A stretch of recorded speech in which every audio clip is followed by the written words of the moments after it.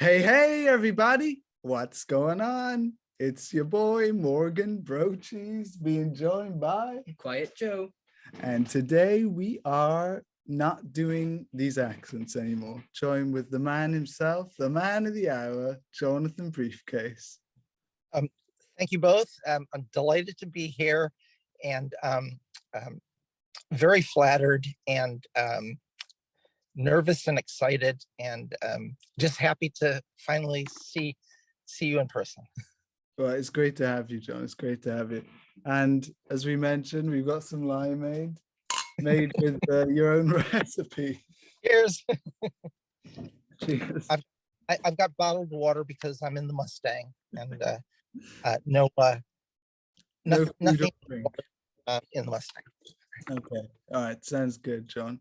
So in this podcast, we sort of aim to see the side of you that doesn't whisper, the side of you that I guess isn't shown in the ASMR videos, which are often quite brief, and you're talking about the food and logos, but I guess we don't really see the man beneath the ASMR.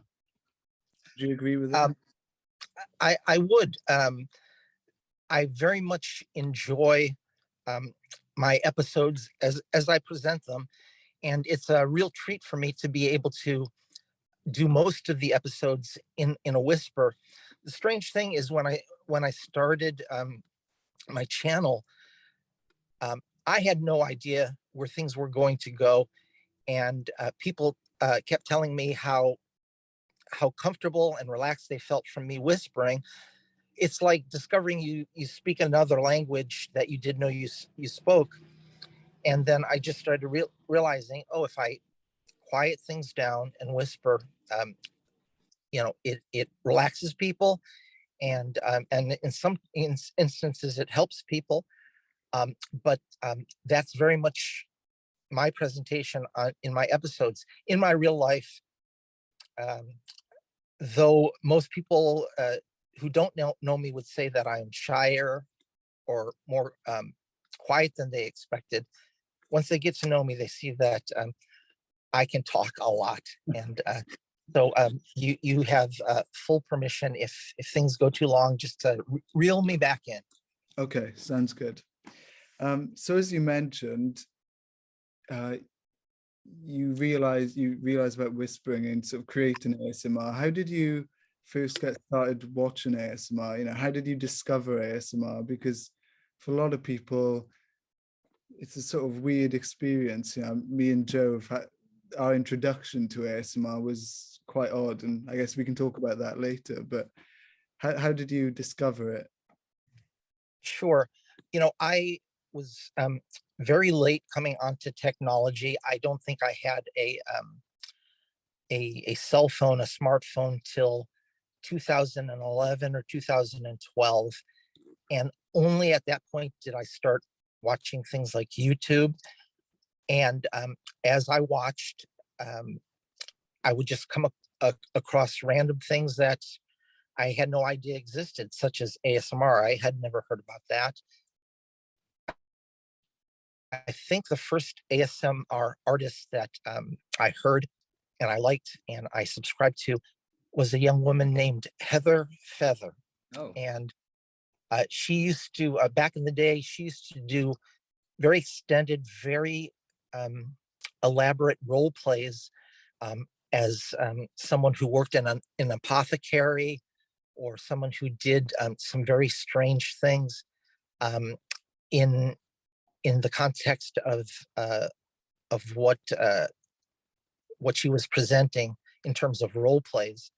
And I was just so taken by that. If you'll excuse me, as I'm explaining this, I think I should explain to everyone, I'm at my favorite cemetery here in Santa Monica, and there is someone who's walking around my car speaking to spirits or something. And he came right up to the front of my car, and I don't know if he was blessing me or cursing me, but it was very hard for me to attend to what I'm talking about now. He's gone. But so to get back to the story, yeah, Heather Feather was a great influence on me. And without knowing still what ASMR was, I started getting recommendations to other channels. Very shortly, I came upon a channel of a young woman named Bray. I think the way she pronounces her name is Bree, but it's spelled Bray, ASMR Bray. And I don't know if many people still know her or knew her back in the day, but in terms of what really inspired me and really got me going and thinking, well, maybe I can do this, was listening to ASMR Bray. She was very natural. She'd get right up in your face, and she would so enjoy the food. It wasn't exactly mukbangs, but she would just talk and be herself as she ate some very unusual things and some not so unusual things. And after a time, people started commenting on my first videos that I reminded them of Bray. And somehow I think it got back to her, or people commented on her channel, and I got to know her, through emails. Okay. What a wonderful, interesting, complex person. And she sent so many people in my direction in terms of subscribers.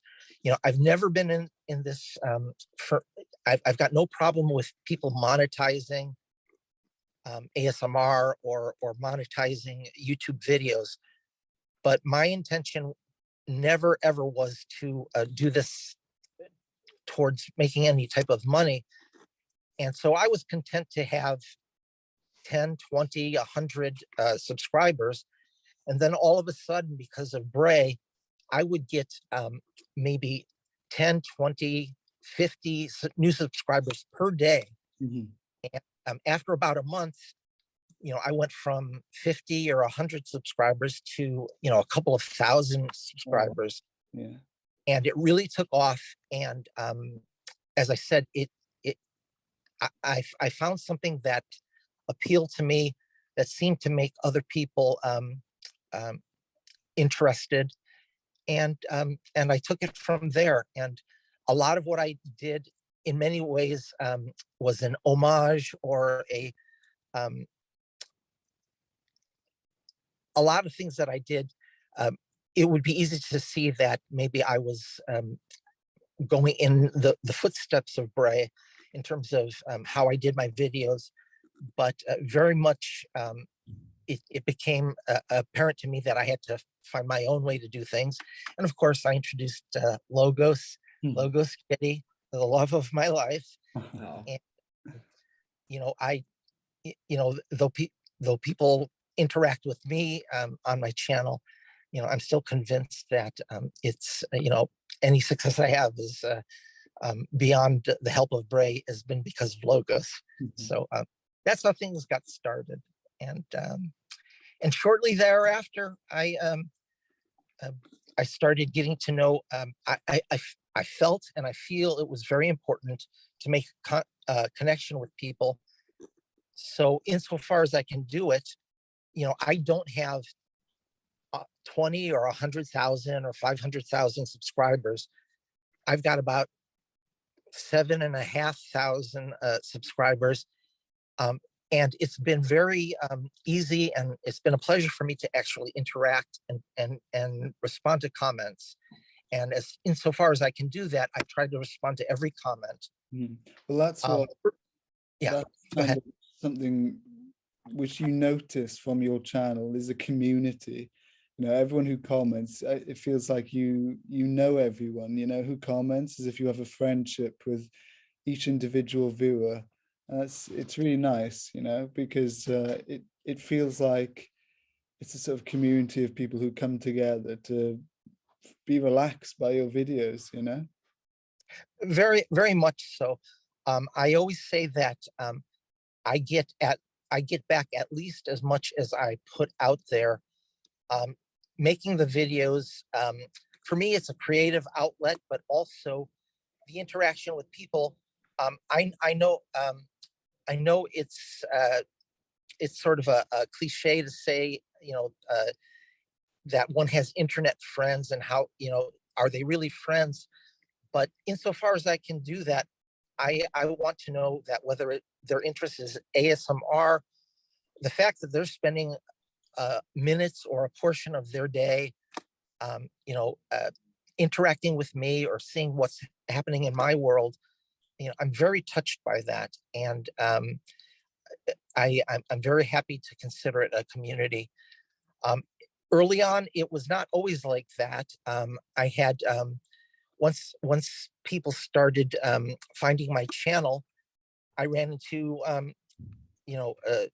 some very difficult moments. Some people were less than kind. Some people just didn't know what was going on.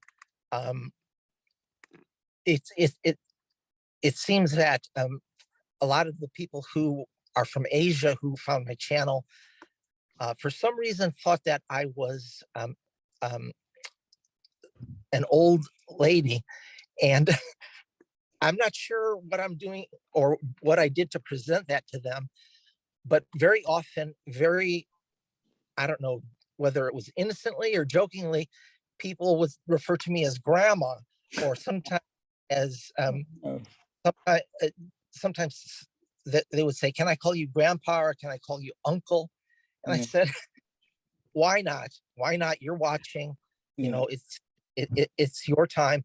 But there were some genuinely uncomfortable situations. There were I had a couple of videos, and I've since privatized them, especially the comments. I got some very disturbing things. Unfortunately to say, there was a time when there was someone from your neck of the woods, across the pond, really felt it important to express their hatred of logos for some reason, and started commenting that they wanted to see bad things happen to logos. And it startled me, and it woke me up to the realities of being very naive on the internet. And coincidentally, what then happened, by then I had a lot of supporters, a lot of subscribers who did not like that. And before I knew what doxing was, this person got doxed. Someone amongst my subscribers, they pinpointed where this person lived. They got pictures of their house, their license plate number, and their phone contact. And then finally, the person who was really giving me a hard time wrote back to my channel and said, "Please tell your subscribers to stop. I'm a family man. I have a daughter. She has a cat. I apologize." And it was at that point that I realized that as much as I was inclined to, really dislike what had happened, I didn't want that. I didn't want someone to come to this channel and take away anything like that, especially if they had family. So I made a video specifically telling people, as much as I appreciate your support, please don't do this. Don't, this person has a family and they have children. And then it stopped, and I privatized it. There's been very few things like that. There were a couple of times where I think there were some ASMR, I'm not going to say who, but there were some ASMR content creators who liked me, happened to be young women. And there were a couple of content creators who were men who didn't like that.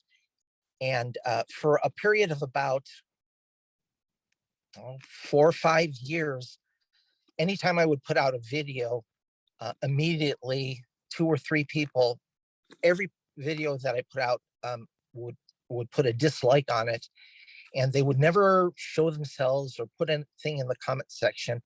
But I was told by another content creator that they were upset that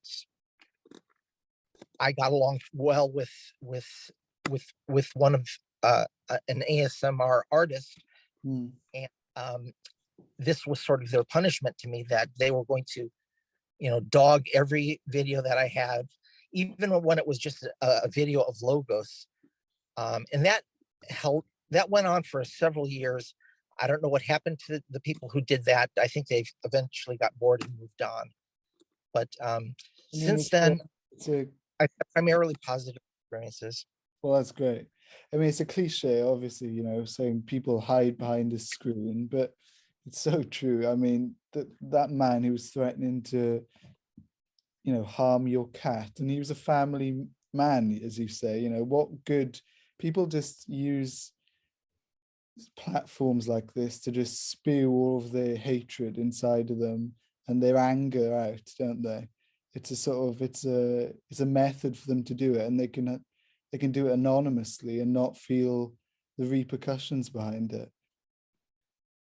It was so apparent, for better and for worse, the humanity came through. That here was someone who was obviously very angry for some reason and had no way to channel that anger other than towards people that they didn't know.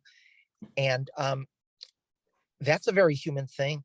But when they found out that they had to be accountable for that, that's also a very human thing. Mm. And I don't do it all the time, and I need to do it much more in the course of my life. But it's a very important lesson for me to extend, when I can, empathy and forgiveness, even towards someone like that. When I think, even to this day, when I think of someone who is in my acquaintance, or someone who I come into contact with who really seems nasty, what I try to remember is I look as deep as possible, figuratively, into this person and figure out, okay, at one time this person was 5 years old. At one time, this is not how they were like, or if they were like this, something happened to change them in that direction. So YouTube for me has been a very big learning experience. I think I'm fairly rare on YouTube, insofar as YouTube is all I do. I don't have Instagram. I've never been on Facebook. I'm sure those are, or TikTok. I'm sure those are very interesting platforms as well. I've obviously visited them, but for me, YouTube has been enough, and I've got so many other things going on that early on, I was making 2 or 3 videos a week, short ones. At first they only let you make 10 or 15-minute videos, and then once YouTube gave me the pat on the back and I could make long videos, I would start making hour-long videos. But early on, I could make 2 or 3 videos per week.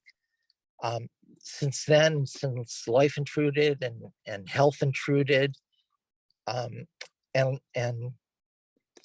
we find ourselves, all of us, in the circumstances we're currently in, I've scaled way back, and my goal, at least for 2022, is to try to put out, at least on a monthly basis, something of substance. Mm-hmm. And so here we are. Whether you realize it or not, you do help a lot of people, just those short videos can pick people up and relax people as well, people who are going through stressful times. I know you've said before, John's videos helped you. Oh yeah, right? definitely, for sure. Thank you. I've had people, it's still amazing to me just to verbalize it now, people calling me from the intensive care unit in the hospital, saying that watching the video is getting them through incredible pain, or something that they're having to deal with, being isolated from their family. And I cannot tell you not only how gratifying that is to know that I can help, but it's very humbling too, because I'm doing that on YouTube, but I need to extend that i- much in a much more broad way, and make make people feel comfortable uh, away from the internet. And I'm trying to do that in my daily life. It's been no secret. I've been very upfront with the fact that I've been in therapy for a long time, and fortunately, I have a great therapist, Mhm. and we're still working together through everything that's happened through my own health concerns. Um, so I'm really blessed to be in this position, and just looking at the two of you, this still seems so unreal, and that you care enough to want to have me as a guest on your podcast. Of And course, I hope that people from my channel see this and are able to view it as well. So yeah, thank you. of course. I mean, me and Joe have always said you seem like such a fascinating man. You always have these stories of things that have happened, and past girlfriends, and is it you seem to have lived an interesting life. I think if one lives long enough, one finds this in every person's life. I mean, the fact that I can say that many years ago when I went to visit Stonehenge, I did something not very cool. I ran ahead, and at the time it was accessible. I went up and hugged one of the stones at Stonehenge, and then immediately got in trouble for that, and I started running for my life. Um, and of course, there's nowhere to run.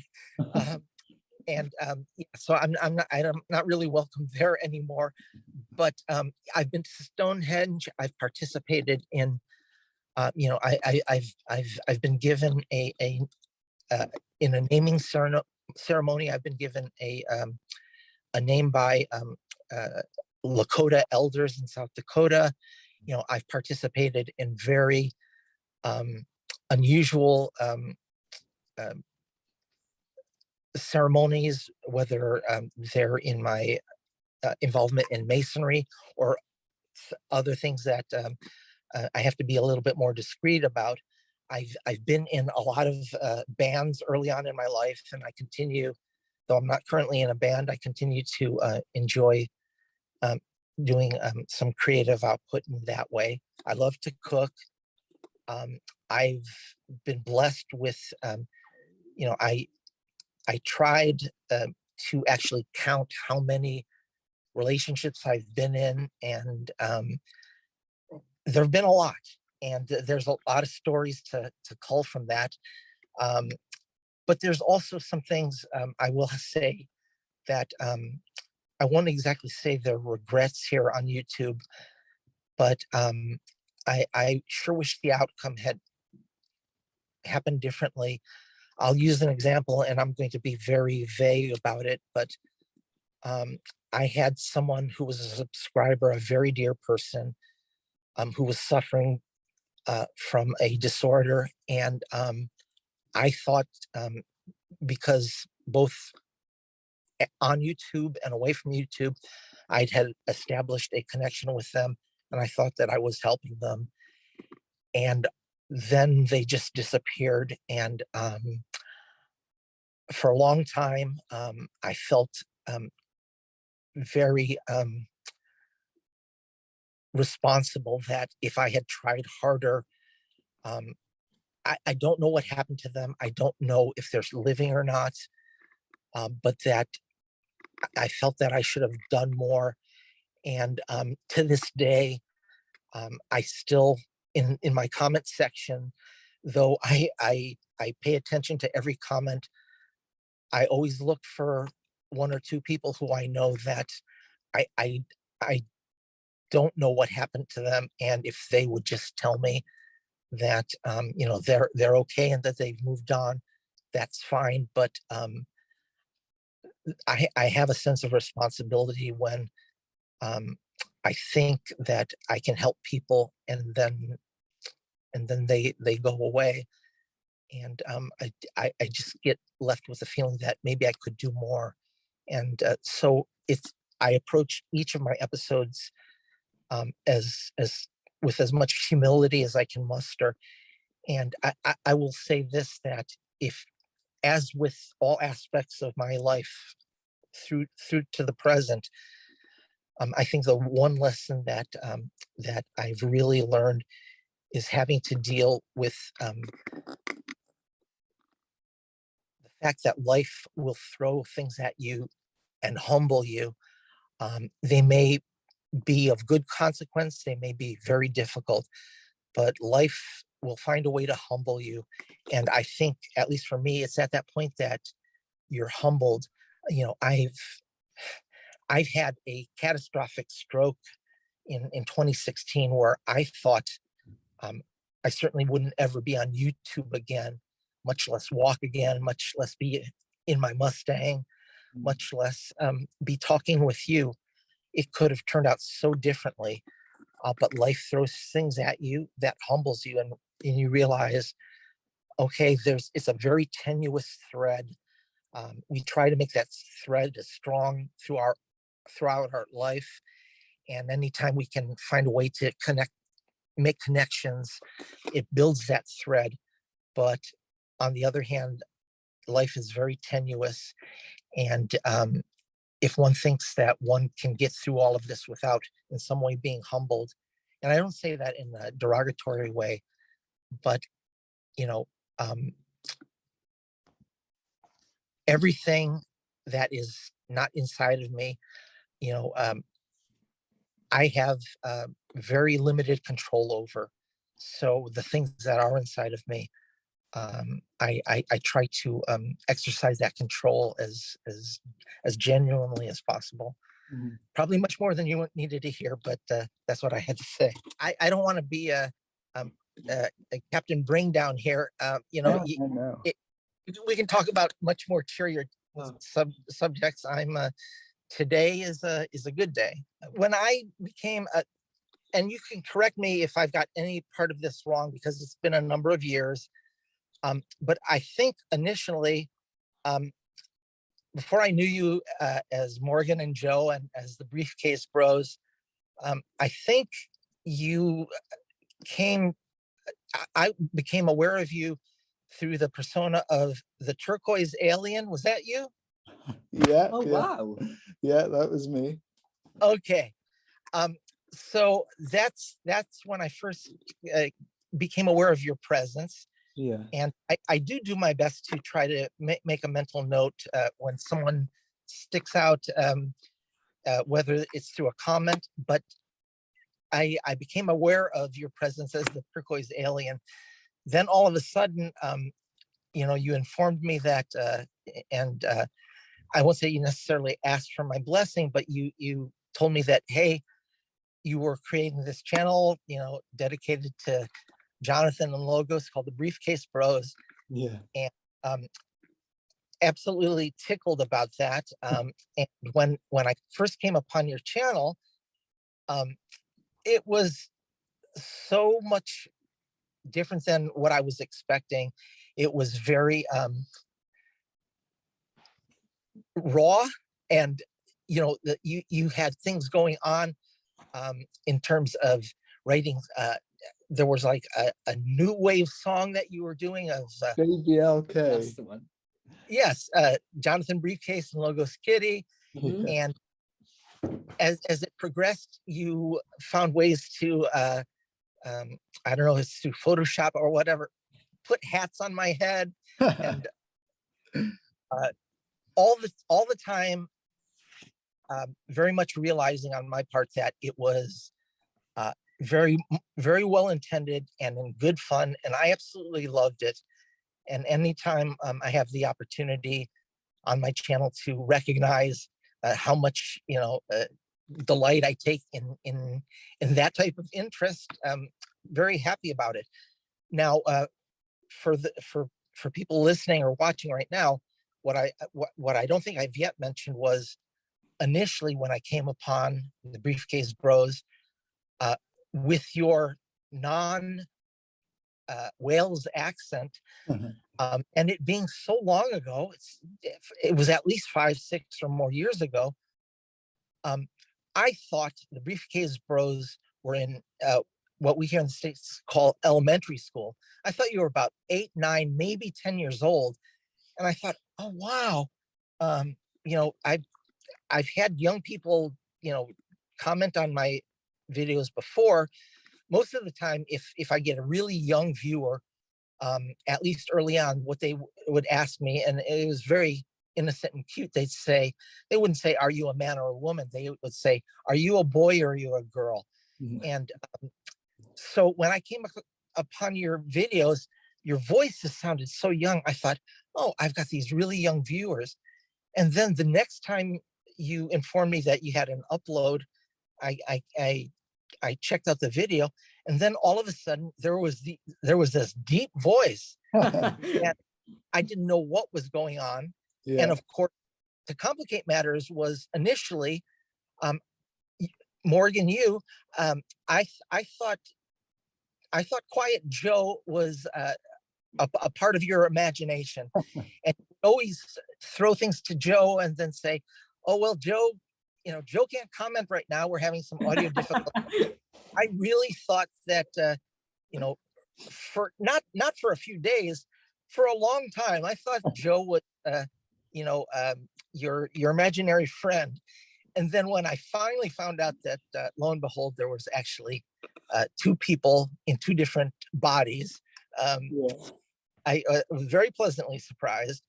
And once again, this is all in the context of realizing that, wow, someone cares enough to you know, to be involved with this. And I it's been delightful. It's when we were making the songs, I don't know, 2 years ago, we were sort of started thinking, I hope John doesn't think Yeah, I this know. is us mocking him, you know, because it was never that. The Mustang, Limeade, Logos Kitty, LA, and we'd make these silly songs. But yeah, as I said, we were always curious whether you thought we were trolling you, which we were never doing. One thing that I think I've been able to cultivate to some extent in this lifetime is seeing intent. And very early on, it became clear to me that your intention was good, Mm. and it was so unusual. The manner in which your episodes came about, they were just so unusual. There was never a time that I thought, oh, you know, this person is, you know, trying to bust my, you know what. It absolutely loved it every time. There were times that I can't tell you to this day. I may be walking, you know, down the street and singing one of your songs, or imagining them, and then when I found out, lo and behold, not only were you not young children, but you were, at least at the time, in high school, and now you know, you've graduated high school and moved forward. That part of it, I found, you know, really delightful. And just when I speak of intention, I always got the sense that like me, you weren't there to do anything but do something very creative. And um, when I browse YouTube, very infrequently do I go to people who have 50,000 or 100,000 subscribers. Yeah. I'm drawn to is the people who have 25 subscribers or 200 subscribers, because I think that's people at their most interesting when all they have to gain from putting themselves out in front of, you know, a small number of people, all they have is what they bring to the plate. And you guys have always come through, as far as I'm concerned.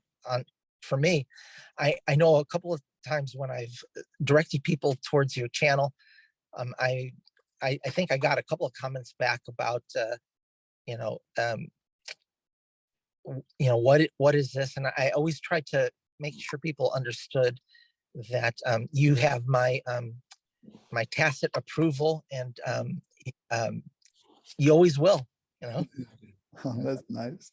Yeah, well, that's good. I'm glad you never thought, we were trying to make fun or, prod you, because it was, as you said, it was always in good intentions, and it was always it was such a creative process, isn't it? We'd say, oh, let's make a song. We'd be on a similar to this, a sort of online call, and we'd say, well, what sort of thing are we going for? And we'd start writing these lyrics and spend some time doing that.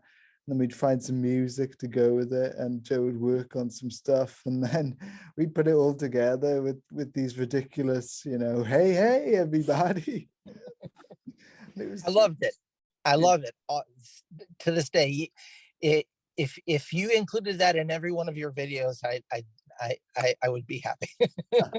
I was actually viewing a couple of your old or not so old videos just last night, and one spoke of the possibility of you folks coming to the States and having a visit. I don't know if that came to pass or because of the pandemic. Well, yeah. Never.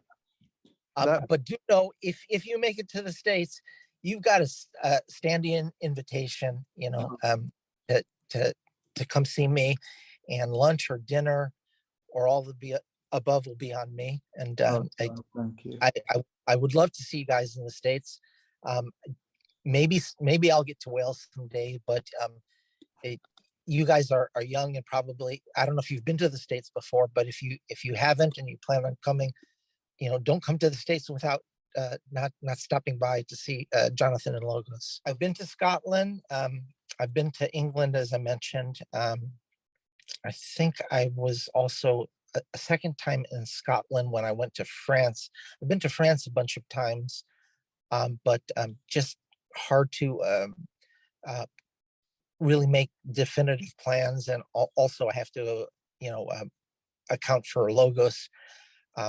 Logos wouldn't be coming with me, so I have to make sure she either has someone to take care of her, a friend, or I'll put her in a kiddie hotel. But I do plan on doing some traveling, and also as I have mentioned in the past year, a lot of things in my life have changed. Since my mom passed away.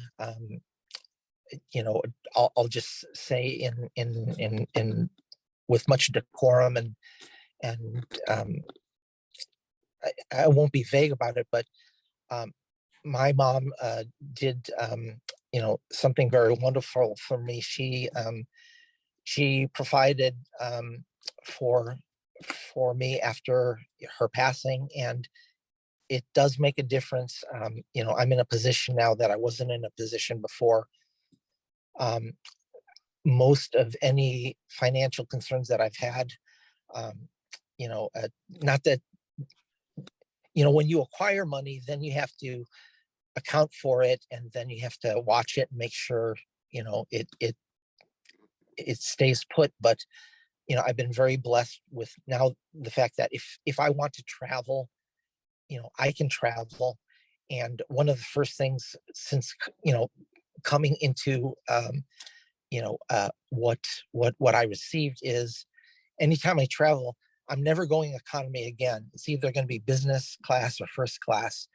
I'm old enough to the point where I don't need to, I've been through that before, with stuffed into economy with a backpack and things like that. Now, if I'm traveling, I'm going to do it right. Mm-hmm. And also, what's really very strange about coming into, it's, money in some ways does not change a person's character, but it changes one's opportunities. For example, everyone knows that I love my Mustang. And I've actually been looking for a very specific Mustang now that I can afford one, which is a 1967 or 68 GT 350 or GT 500. 5 years ago, it would be out of the question. A nice version of those cars um, would easily be a six-figure purchase. And before that would only be a dream. Now I'm not necessarily inclined to spend $100,000 on a Mustang, but if I wanted to, I can.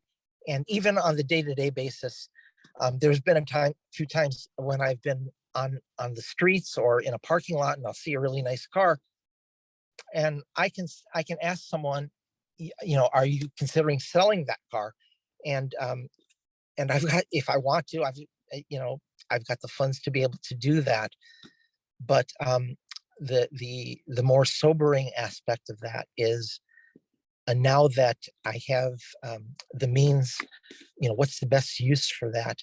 I've had a number of people on my channel and in life approach me that they're going through hard times and they need some help, but it's hard to determine the most appropriate use of providing help to people. And what at least right now, what I'm very much involved with is providing, insofar as I can, to eradicate cancer in children, and also for rescuing animals. Right now, those are two things that are very dear to my heart, and are so much more important than owning $100,000 Mustang.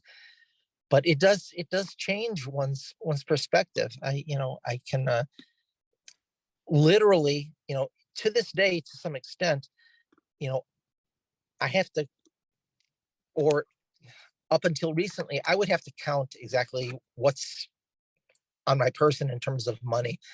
And I could account to the cent. I could say I've got $38.75 in my pocket. And to this day, I still find myself sort of counting, but now realizing that that's really unnecessary. Things are good for me in that aspect. And where things become a little, the gray area is, I'm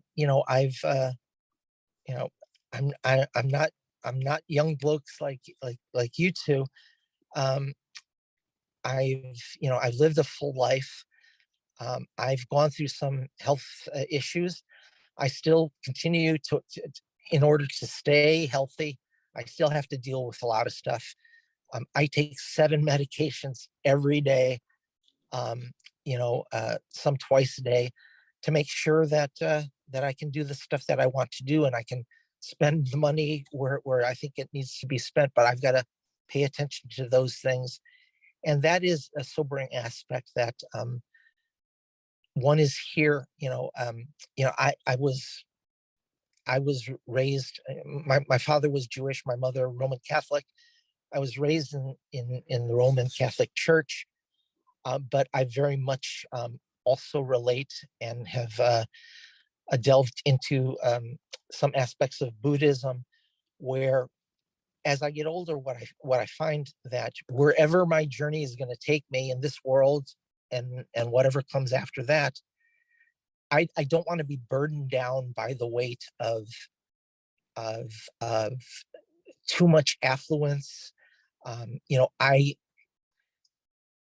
Over the last 25 years, I've accumulated a very interesting book collection. I have almost 3,000 books on very esoteric topics. And for a while, it was all about collecting and amassing this library. Look at all this knowledge that I have. Yeah. Most of those books I've read, some I haven't, but I realized,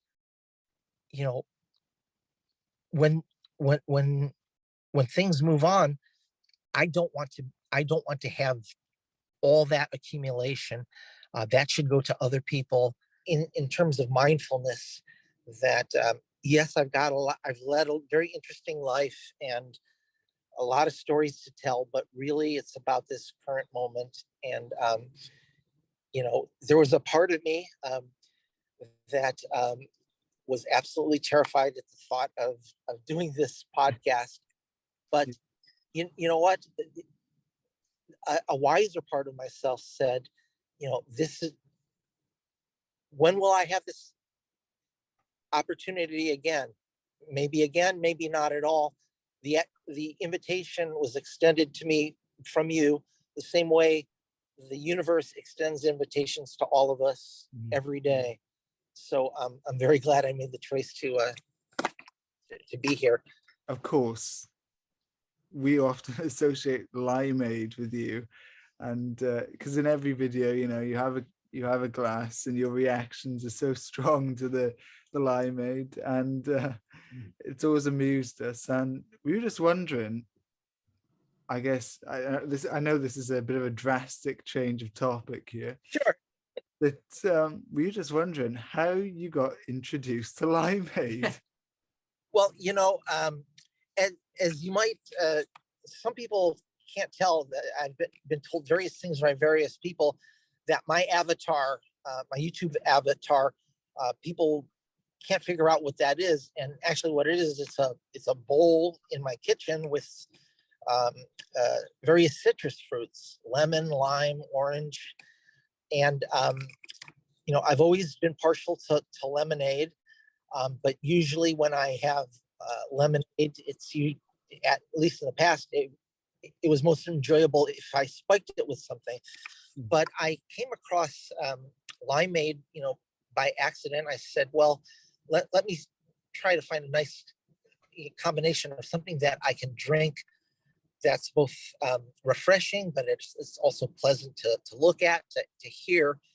And I came up with, my now infamous limeade tutorial. But I think towards the very end of that limeade tutorial, I nearly spilled the whole jug of limeade. You did.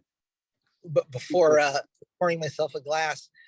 But as with many things, it's a learning experience. What I like about limeade and why it tickles me so is that my reaction to it is always the same, without the inclusion of anything of spirits or anything like that.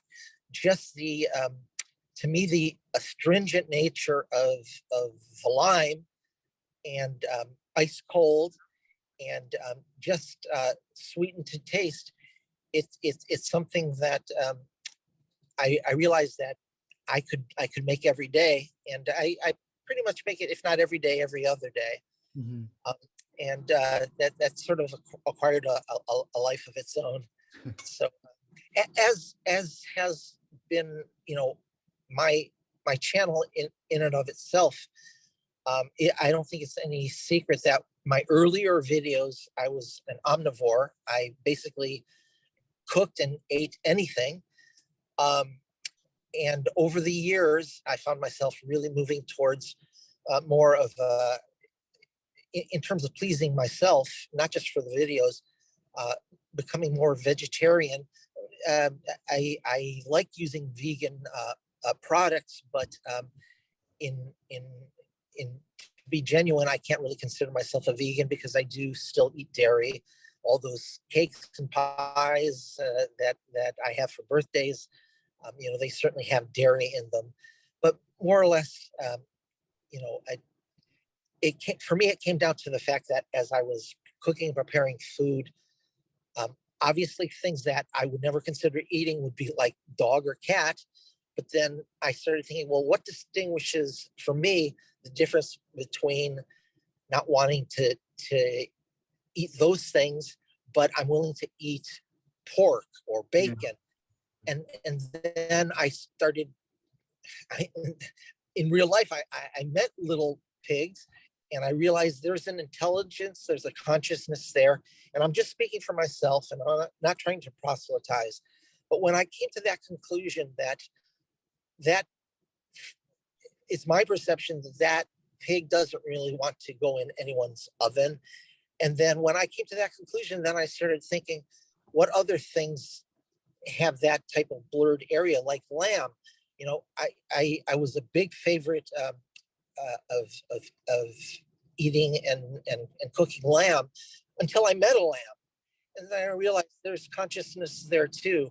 And they don't particularly, the one instance where I have great respect is my exposure here in the States to Native Americans.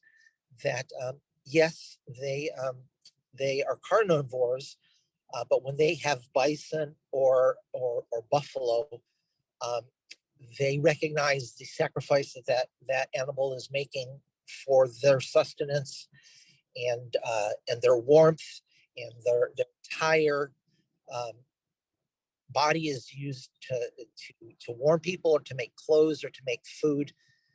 I was even at a Native American ceremony one summer where, because I happened to have the biggest knife, there, they came up with a quarter haunch of a deer and said, we have 100 people to feed.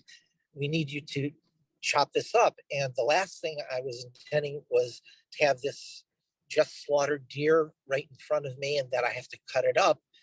But then I realized the intention was that these people who I was their guest, they were doing this to feed their community, and I respect that. But in general, my own taste has changed, and also one, I think, misnomer that people might have about me is, as much as I enjoy the desserts that I eat first for the secret happiness and the birthday wishes, in general, I'm not that much of a sweets person. Probably if I do a video where I eat a cake or a portion of a cake, that's probably it until the next video. When I was a few years ago, after I had my stroke and I had taken some medication, at that time, anything that I ate that was chocolate tasted like soy sauce to me. So now I like chocolate and I do like soy sauce, but I don't like the connection between the two. So I pretty much don't eat much chocolate these days. Wow. It's gotten a little bit better, but those type of things have changed in my channel.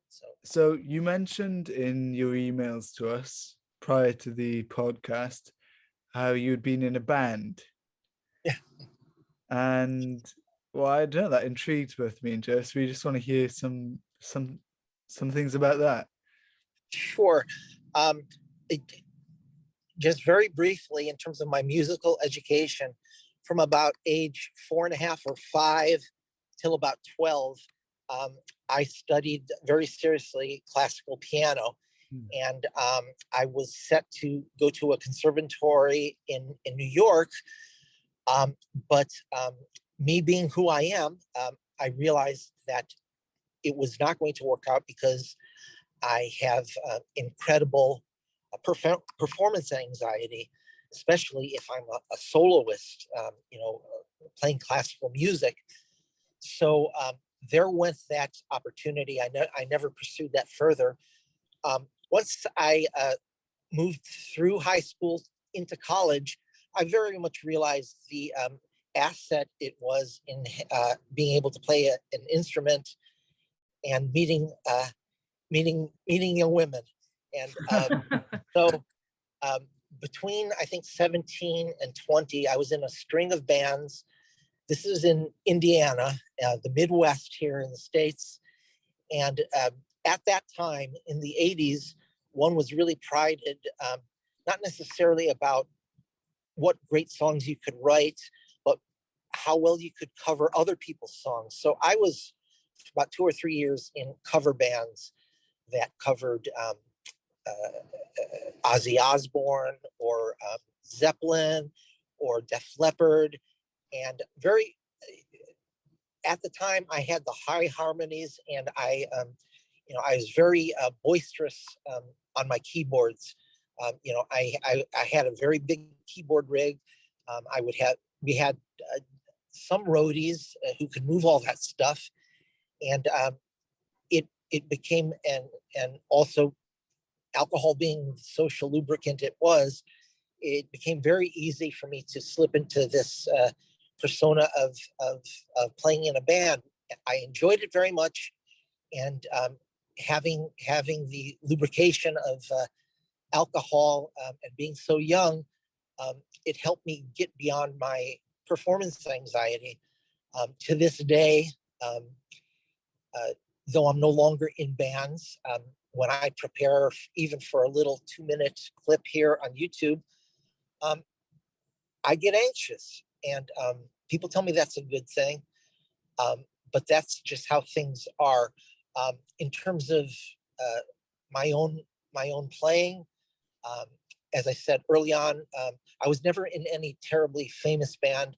There's one band that I can't really mention by name, where I was keyboard for them, and let's just say that in the same way that you have ghostwriters for certain people when they write books, I was ghost keyboard player, but I'm not going to mention that particular band's name. But I was in a number of bands, and probably through age 21 or 22, in the Midwest, I traveled a lot, from Indiana. I was once found myself in Hazard, Kentucky, like in Appalachia, and we pulled into town.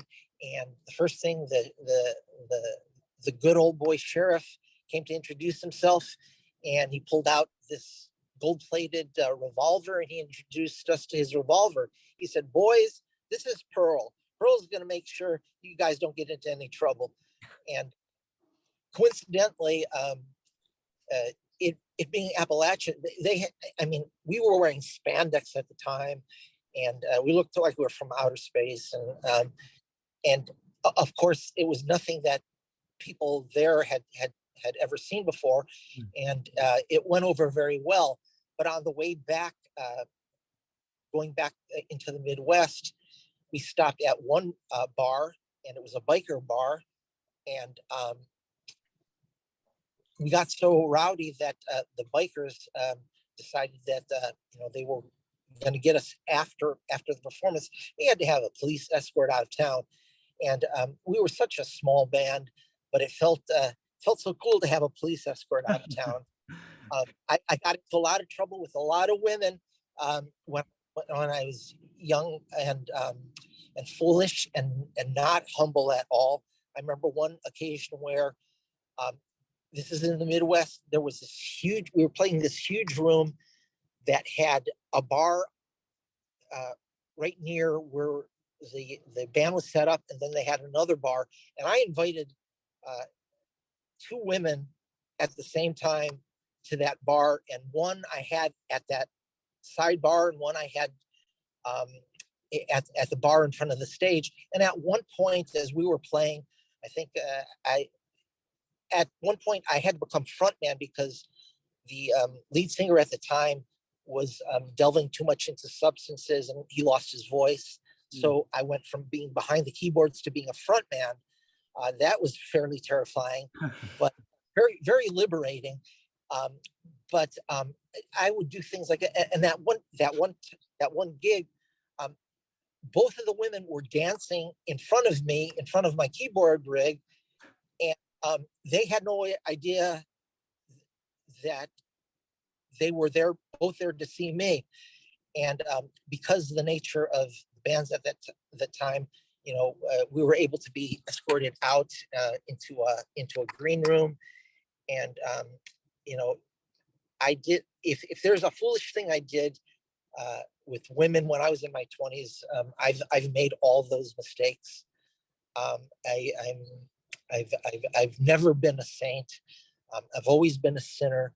But what I've realized in the intervening decades since then, and it has been decades, I very often people ask me, how, especially when people are asking me if I'm a grandma, I've had people ask me what my age is, and generally I don't disclose that, but if someone were to ask me now, I've got no problem saying that, I've lived a long time, a very long life, and been really graced with a lot of different opportunities, made some incredible mistakes, but also have had some very peak experiences, things that I know have nothing to do with me. It has something to do with something bigger than me.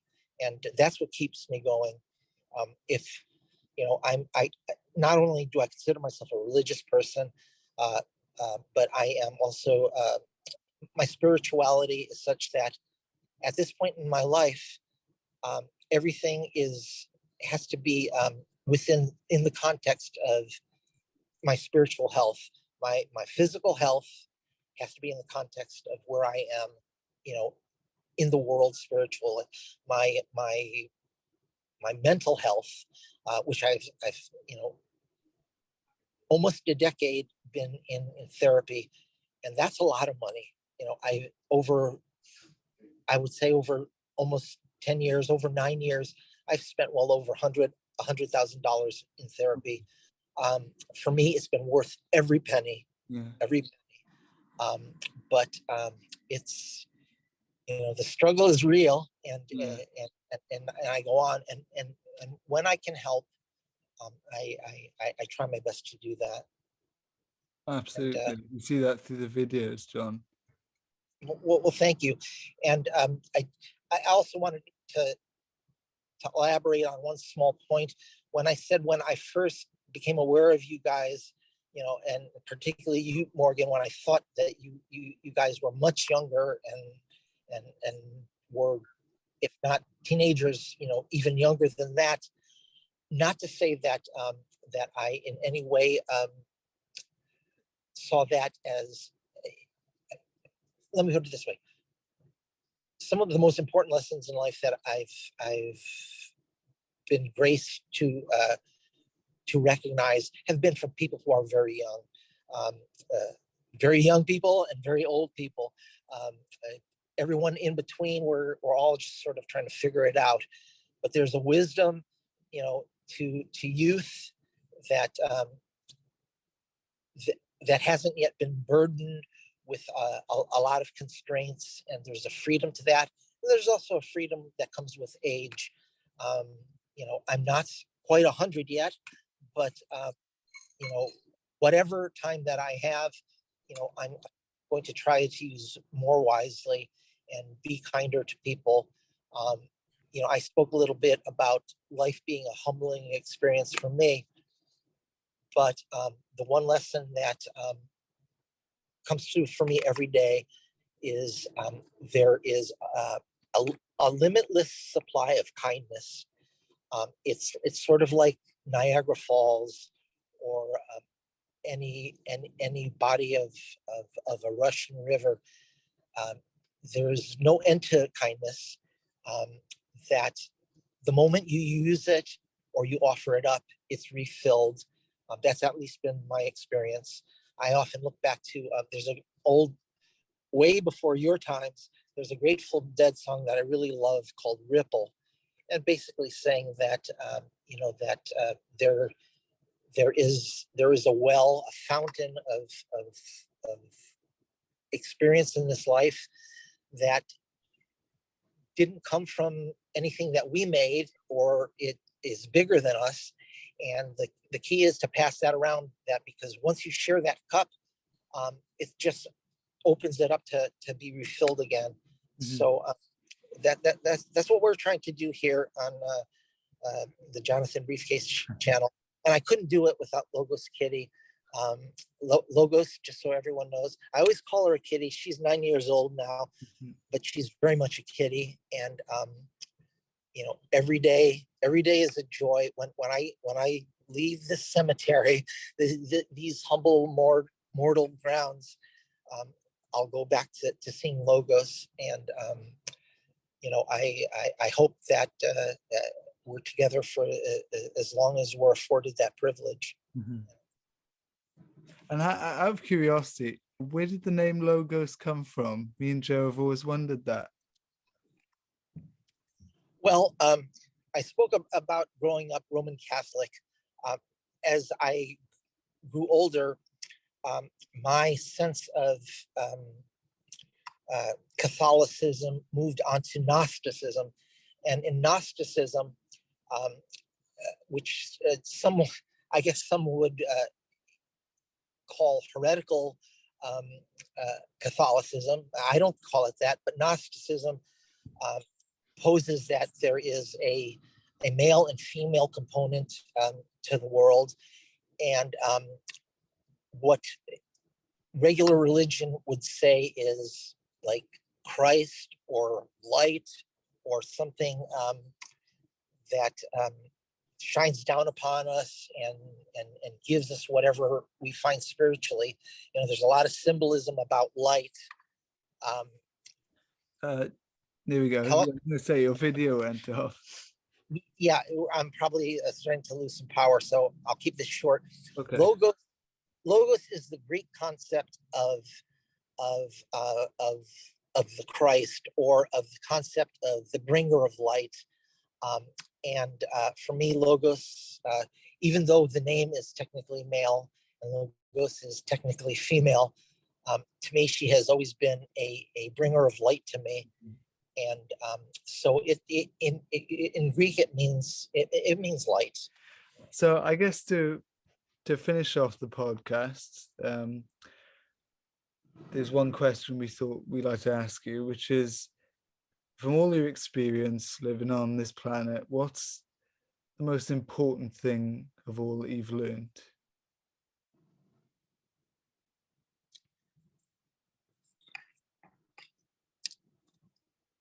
There were times in my life where I felt that I was falling and that there was no end to the fall, that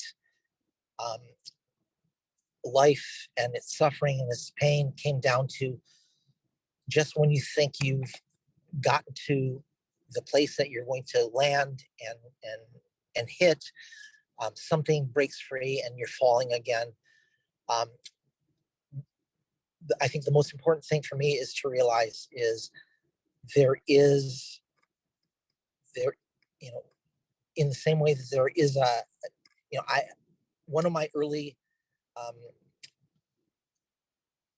one of the earliest aspirations I had when I was very young was I wanted to climb Mount Everest. But for every Everest, there's also the foot of the mountain. And when one finds oneself finally falling to the foot of the mountain, it's not a punishment. It's just that as you try to ascend back up, you start getting different views that you neither see those views when you're at the very bottom nor at the very top. It's the act of ascent and constantly putting one foot in front of the other. You know, things can get very hard, not just for me, for all people who are we're all inhabiting these, bodies. Things get very hard, but even if there's a bottom, you've got to recognize that it's that act of ascent.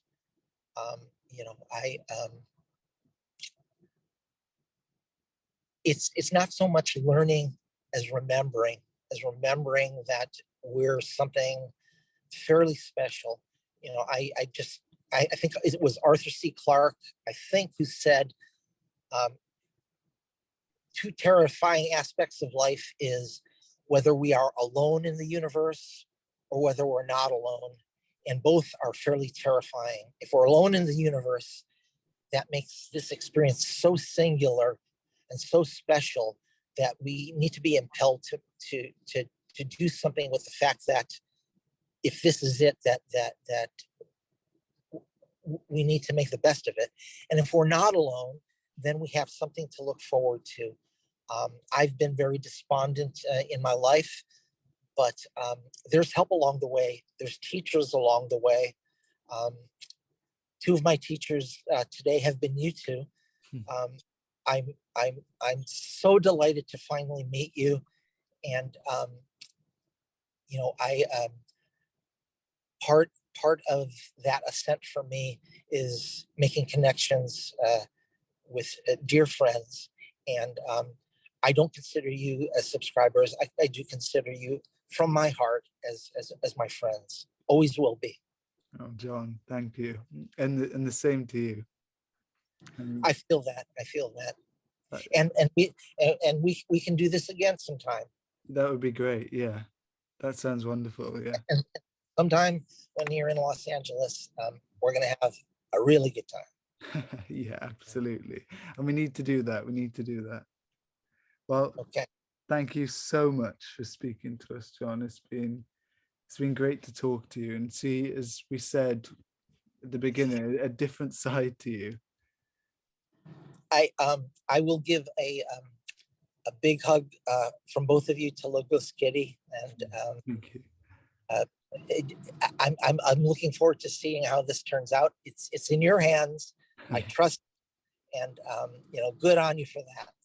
Well, I think we're going to end the video there. So thanks for watching. And John, thank you for being here, truly. Okay. I'll see you soon. I'll see all of you soon.